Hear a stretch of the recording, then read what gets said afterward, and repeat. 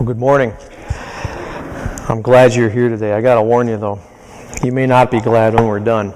There's not going to be too many people that are happy. You're laughing, but yeah, you're not going to like what I've got to say today.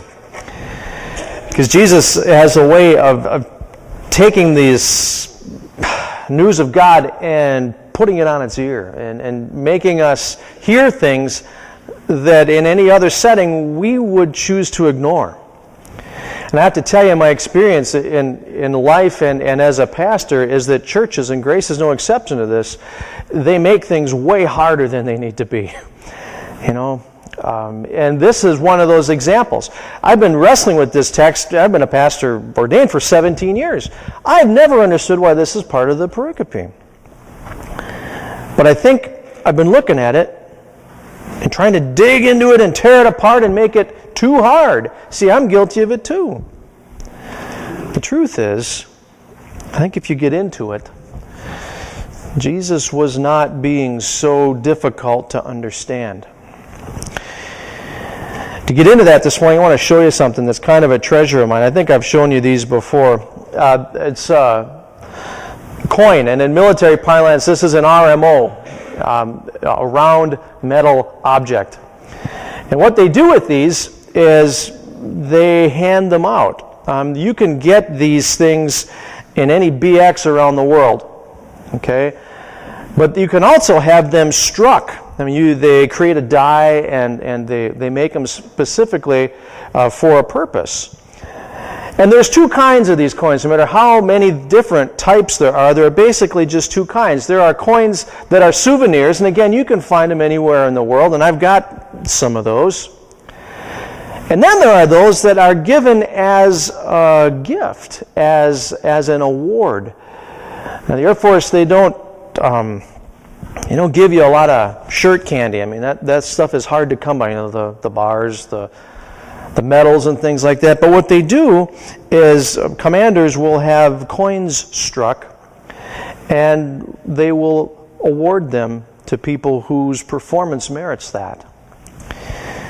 Now the difference, I hope you can see, is the one that you get for a souvenir is about $7 or $8. And it really is just like the little thimbles or the silver spoons or the stuff that you pick up in the Black Hills or out on the West Coast or the East Coast to remind you of where you've been. But the ones that are awarded, they come with something called honor. And the honor that it embodies is the sweat and the strength and the struggle of the work that went into getting that. And this is the first one that I ever got. I carry it with me in the military, especially when you're in uniform.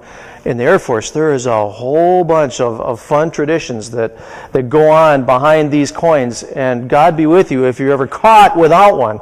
But the one this is kind of my favorite. I've been awarded some, but this was the first one, and it's got inscribed on there the words "always with honor." And I like that. I carry it with me, and I feel it in my pocket, and I pull it out sometimes, and I look at it. It's enamel that's kind of cool. But the message, always with honor, is a reminder to me that there are things in this world that are worth doing, and they're worth doing well. And there's always an easier way to try to do something like that. And the truth is, and this is where you're not going to like me, I think every one of us has fallen into the trap of getting by. Jesus understood this when he told the story of the dishonest manager. I mean, if you read that story, there is no way that you're going to look at that manager and you're going to say, this was an honorable man. He was a cheat. He was dishonest. He was taking his master's property and he was wasting it. And so this manager, when he finds out that he can no longer be the manager, he does probably the worst thing of all. He now takes his master's bills, accounts payable, money that was coming to his master, and he wastes it even more. He calls the guy that owes him oil. He says, what do you owe? Whatever the jugs were, it works out to be about 800, 900 gallons of oil. He says, quick, take your bill, sit down and make it half of that. The guy that owes him the wheat. So how much wheat do you owe my master? And it turns out to be about, 1,200 bushels of wheat. Quick. Sit down and make it 80%. Now, who here wouldn't do that?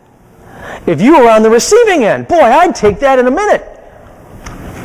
I know pastors that I probably shouldn't call them my friends, but I have friends who are pastors that will go car shopping with their collars on. I don't own too many collars anymore, but they'll get dressed up in their clerics and they'll walk into a car dealership and they'll use that to good advantage to get a better deal on a car. Now, maybe that's kind of like war, so all's fair, right? But, at some point, if you get a car salesman who's a Christian, who believes in honoring God, maybe this pastor now, as clergyman, is going to get an unfair advantage because he's got that collar. Where's the honor in that? There isn't any. You and I, we live lives where we learn how to get by. And the confusing thing about this text is usually in Jesus' stories, you can tell who is the good character, the one you got to follow, the one you're going to try to be like. I can't pick that out here. Am I going to be like the owner? I think he was probably a fairly crooked person himself because he commends the dishonest steward. He recognizes it when he sees it. And he says, this is a man after my own spirit. A man after my own heart. I don't want to be like him. I certainly don't want to be like the manager. But to make it even worse, Jesus actually compliments the dishonest manager, doesn't he? Through the owner. He's commended. There's no other way to read that. So what's the story here, Lord? What do you want me to know? How can I take something from this lesson and take it out into the world and live? You want me to go live like a liar and a cheater and one who steals you? I can do that. I do that every day. Somehow I think Jesus means more. What I'm understanding Jesus to say is that if we're going to live that way, then by golly, do it well. Because the wealth that you're running after, the money that you're scamming, the corners that you're cutting, they're going to come back to get you someday. So live well while you can, because it's coming to an end. But I also hear Jesus saying that there is another way, and you would know this other way, wouldn't you? It's the way of honor. Honor is in short supply in our culture. I'm sorry. I was talking before the service. I'm trying as a father, and I don't know how successful I'm being, to teach this to my children.